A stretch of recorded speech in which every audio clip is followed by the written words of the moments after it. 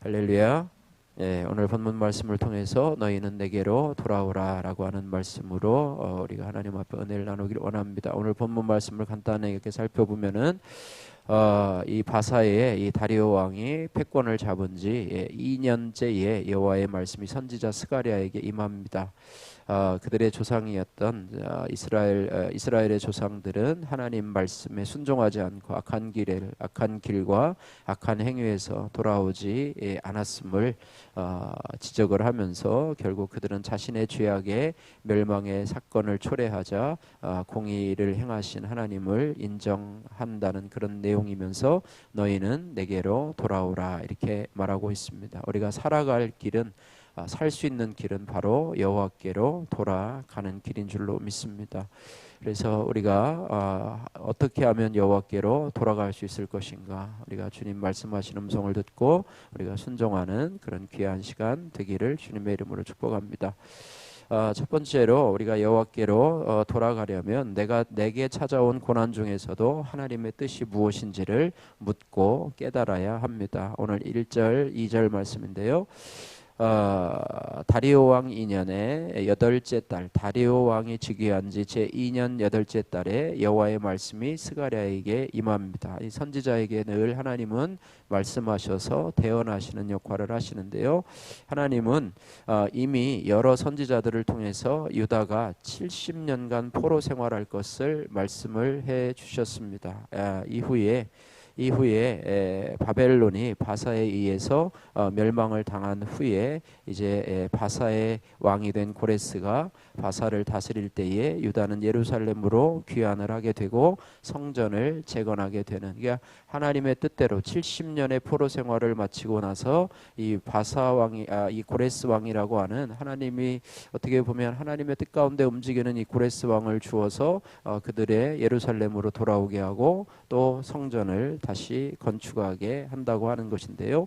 그렇지만 외부의 방해로 인해서 느헤미야서 보면 여러분 아시죠? 그죠? 성전 건축에 얼마나 많은 방해가 있었는지, 또 내부의 욕심으로 성전 건축은 중단되고 맙니다. 그러자 하나님은 학개 선지자를 통해서 성전 건축을 독려하시고 2달 후에 스가랴 선지자에게 이렇게 말씀하십니다. 말씀에 순종하지 않은 유다 조상에게 하나님이 심히 진노하셨다. 오늘 2절 말씀 보시면 여호와가 너희의 조상들에게 심히 진노하셨다 이렇게 말씀하고 있습니다. 그래서 특별히 말씀에 순종하지 않은 유다 조상에게 하나님의 진노가 임했다 이렇게 말씀하고 있습니다. 하나님의 진노가 임하면 우리의 삶에 어려움이 찾아오고 고난이 찾아오게 되는데요.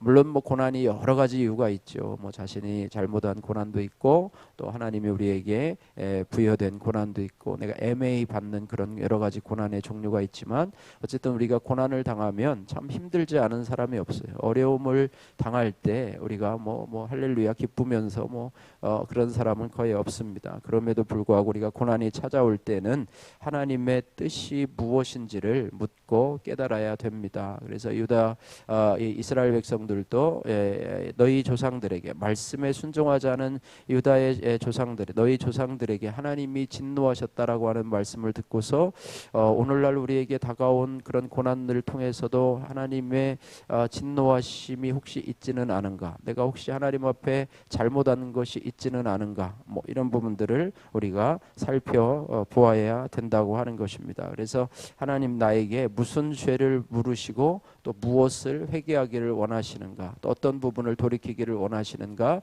이런 부분들은 참 아프죠. 그죠? 그냥 고난은 빨리 좀 벗어나기를 원하고, 또 고난은 빨리 지나가기를 원하고 없어졌으면 좋겠는데, 그 가운데서도 이것이 진노하심이라고 하는 하나님의 여러 가지 그 고난이 주시는 뜻 가운데서 하나를 생각하면서 혹시 내가 하나님의 진노를 일으키는 나의 하나님 앞에 그 악한 길 또 악한 행위가 나에게 있지는 않은가 여러분 돌아보시면서 하나님의 뜻을 찾는 그런 계기로 삼으시기를 주님의 이름으로 축복합니다. 두 번째, 우리가 하나님께로 돌아가려면 반복해서 주시는 찔림의 말씀을 믿음으로 받아야 합니다. 3절에서 4절 말씀인데요.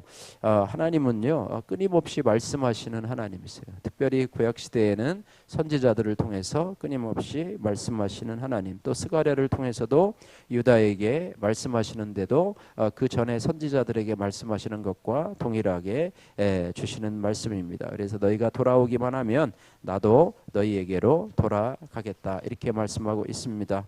그래서 3절 4절 말씀 같이 한번 읽겠습니다.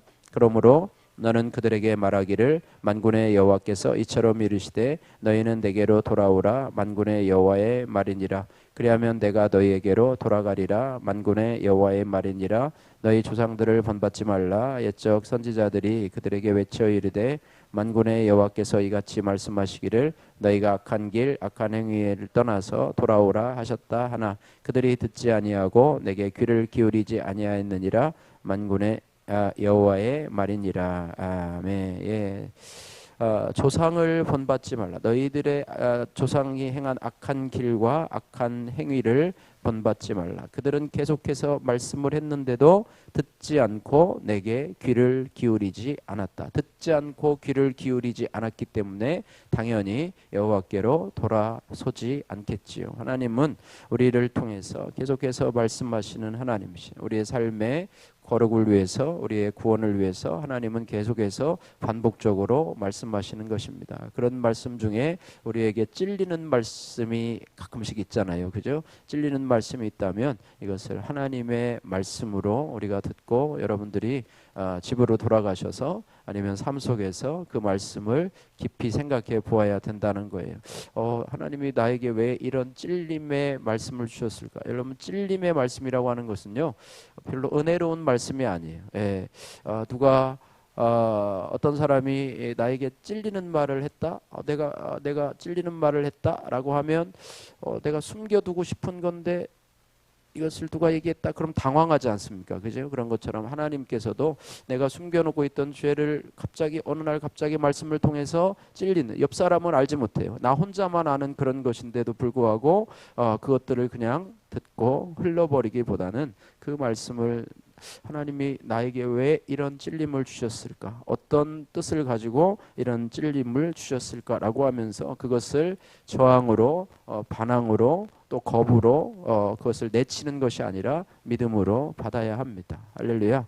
믿음으로 받아서 여러분들이 그 말씀을 신중하게 생각하고 깊이 생각해서 내가 하나님 앞에 돌아보고 이걸 돌아보고 성찰하는 그 과정들은요 쉽지가 않습니다. 왜냐하면 금방 들어도 까먹고 나가면 잊어버리고 하기 때문에 자신을 성찰하기가 참 쉽지 않은데 이런 찔림의 말씀이 있을 때 그것을 듣고 회개하면 우리가 구원에 이르고 거룩하게 이르지만 찔림을 듣고도 오히려 회개하지 아니하고 하나님 앞에 대적한다면 그것은 자신의 구원과 자신의 거룩에 아무런 도움이 되지 못하고 또 하나님은 반복해서 계속해서 말씀하시는 하나님이신데요. 그때에도 계속해서 거부하고 거절한다고 한다면 그것은 우리에게 전혀 유익이 없다라고 하는 것을 기억하면서 우리가 하나님께로 돌아가면 나에게 반복해서 주시는 찔림의 말씀을 믿음으로 받고 그것이 여러분의 구원과 거룩을 위해서 유익하게 사용되는 말씀으로 삼는다면 그것이 하나님께서 여러분에게 주시는 귀한 선물의 말씀이 아닌가 이렇게 생각이 됩니다. 요즘 우리에게 찔림으로 다가오는 말씀은 무엇입니까? 여러분들에게 찔림으로 다가오는 말씀은 무엇입니까? 그 말씀을 내가 듣고 깊이 생각합니까? 아니면 그냥 흘려버리고 대적합니까? 여러분들 적용해 보시기를 바라고요. 세 번째로 우리가 하나님께로 돌아가려면 회개하고 그 다음에 나에게 주시는 고난을 인정해야 합니다. 오늘 5절 6절 말씀인데요. 남유다 백성들은 자신들에게 수없이 반복되던 하나님의 경고를 기억하고 결국에는 자신들에게 찾아오는 그런 고난을 인정하게 됩니다. 그러면서 스스로 악한 길에 서고 올바르지 않은 행동을 이제 깨닫고 돌이키게 되는 그런 은혜를 경험하게 되는데요. 마찬가지로 우리의 삶 속에서 우리에게 다가오는 그런 고난의 문제를 통해서 하나님께서 우리에게 주시는 그런 뜻이 있어요. 그래서 고난을 통해서 우리에게 주시는 하나님의 뜻과 섭리가 있는데요. 특별히 그것은 나를 위한 하나님의 구원 계획이라고 하는 거예요. 그래서 하나님이 나에게 모든 사건을 통해서 나에게 관심이 있는 것이 무엇이냐면 하나님은 나의 구원과 거룩에 관심을 가지고 있다라고 하는 사실입니다. 그래서 나의 삶에 다가오는 고난은 나의 구원과 거룩을 위한 하나님의 섭리라고 하는 사실을 기억을 하셔서 우리에게 다가오는 고난은 나의 구원과 나의 거룩을 이루시려는 하나님의 섭리라고 하는 사실을 우리가 늘 머릿속에 간직하고 있어야 될 줄로 믿습니다. 그래서 시편 119편 65절 이하에는 고난당하는 것이 내게 유익이라 고난당하기 전에는 내가 그릇 행하였더니 이제는 주의 말씀을 지키니이다 이렇게 말씀하고 있습니다. 여러분 하나님은 합력해서 선을 이루시는 하나님, 고난조차도 여러분에게 유익으로 바꾸시는 하나님. 그전에는 내가 그릇 행하였는데 우리가 계속해서 그냥 내버려 두면 그릇 행해서 다른 길로 가는데 하나님이 고난이라고 하는 것을 통해서 우리로 하여금 나 자신을 성찰하게 하고 다시 하나님께로 돌아오게 하는 그런 은혜가 바로 고난을 통해서 있다는 것이죠. 그렇지 않으면 우리는 계속 세상으로 빠져나가고 또 하나님을 떠나서 내 마음대로 내 고집대로 살아가는 그런 타락한 본성을 가지고 있기 때문에 우리들에게 하나님을 더 의지하라고 또 하나님의 뜻을 분별하라고 우리에게 고난을 주시는 그런 것입니다. 최고의 부모님이라고 하는 우리 성도님의 큐티인 간증입니다. 초절 학력이신 저희 아버지는 서울로 상경하여 자수성가한 분이십니다. 그리고 어머니는 엄한 부모님에게서 도망치듯 나와서 19의 아버지와 결혼하여 큰아들인 저를 낳으셨습니다. 저는 돈 문제로 자주 다투시는 부모님을 보며 돈만 있으면 우리 집은 행복하리라 생각하며 돈을 우상 삼았습니다. 그리고 모든 것을 스스로 판단하고 살면서 부모님과 친구들에게 인정을 받았습니다. 하지만 우울증을 앓고 계시던 어머니가 술만 드시면 살림을 부수고 소주병으로 아버지 얼굴을 때려 피를 흘리게 하실 때에는 제가 할 수 있는 일이 아무것도 없었습니다. 그러다 급기야 여호와가 심히 진노하시는 것 같은 사건이 발생했습니다. 어느 날 어머니가 안방문을 걸어 잠그고 침대에 불을 지르신 것입니다. 제가 급하게 망치로 문을 부수고 들어가 진화하여 다행히 어머니는 다친 곳이 없으셨지만 그때 저는 부모님을 이혼시키고 혼자 살아야 되겠다 다짐하며 어머니를 마음으로 살인했습니다. 그러던 중 저는 청년 시절에 교제하던 자매인들로 교회를 다니게 되었습니다.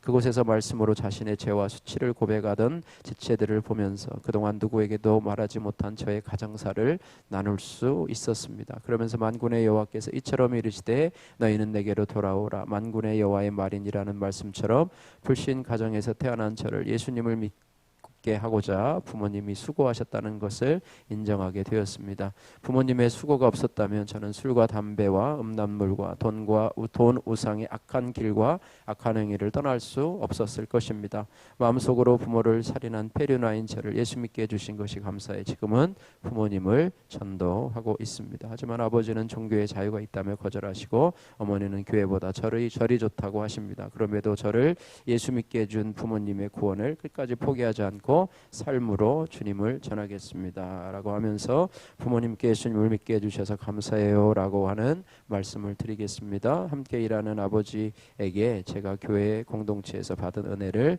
나누겠습니다.